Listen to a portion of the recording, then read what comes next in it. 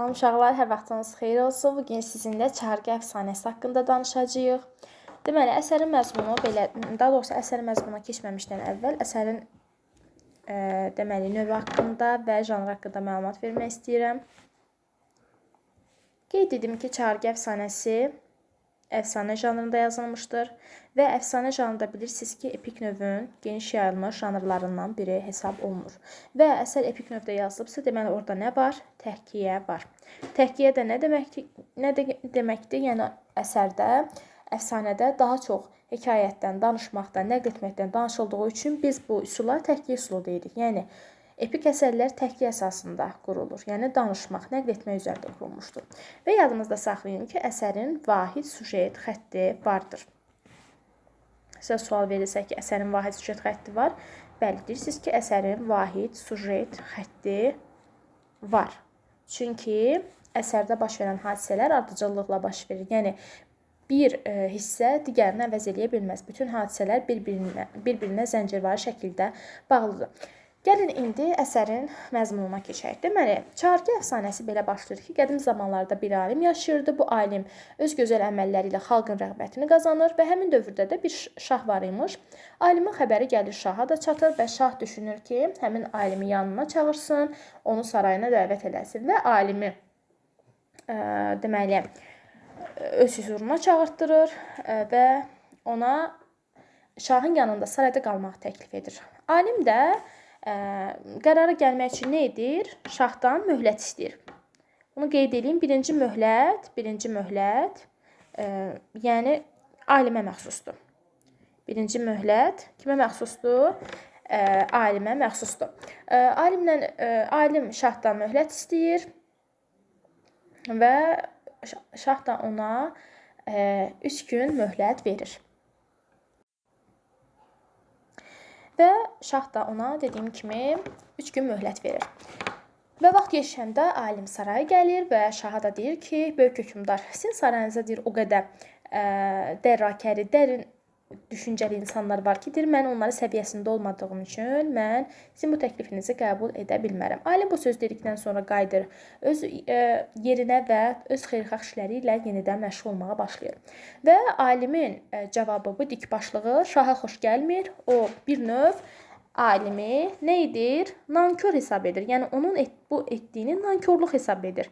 Yadınızda qalıbsa, mən keçən dəfə sizə demişdim ki, Xan Sarayı əfsanəsi haqqında danışanda da orada da şah, yəni xan ustanı nankor deyir, sən nankorsan, qədir qiymət bilən deyilsən, nankor hesab edir. Burada da şah alimi nankorluqla yəni ittiham edir. Yəni bu onların ortaq cəhəti hesab oluna bilər.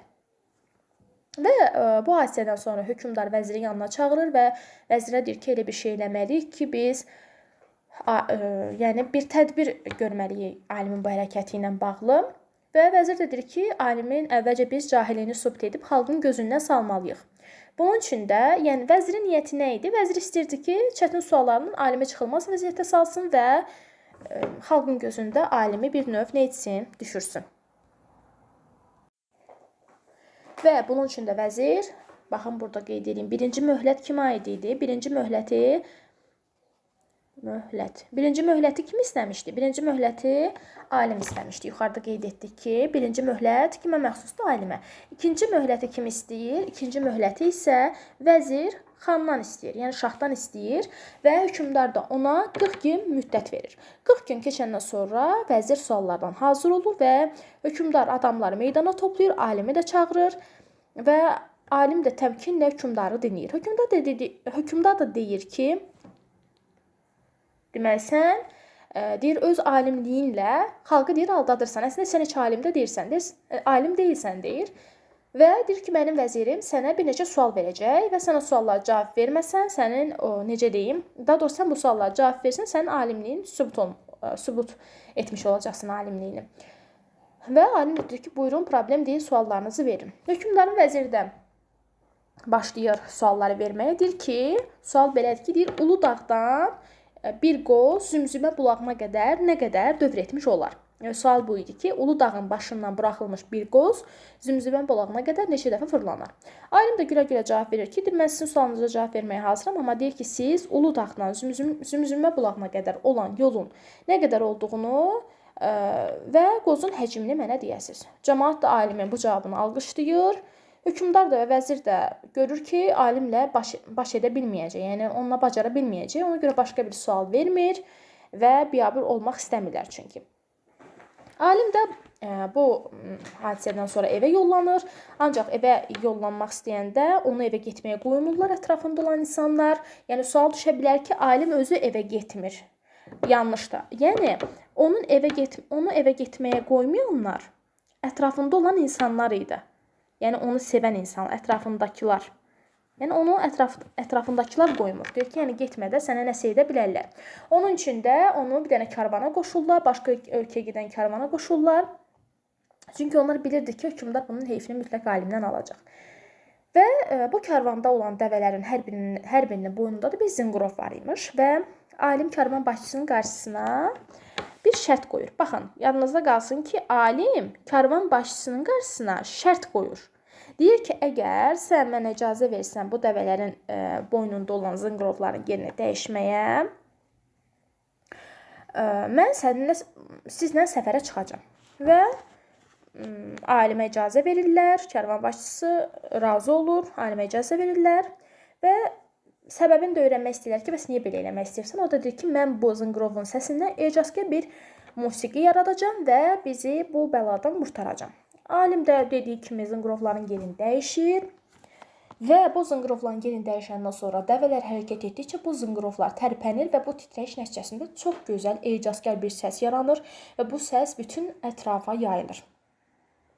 Və bu zamanda hökmdar öz sarayında oturur və əmr edir ki, alimi huzuruna gətirsinlər və gedib görürlər ki, alim ölkədə yoxdur, bir karvanla gedir, tez alim daha doğrusu hökmdar öz qoşununa əmr edir ki, həmin karvanın ardınca getsinlər və bir neçə atlı qoşun gedir karvanın dalınca.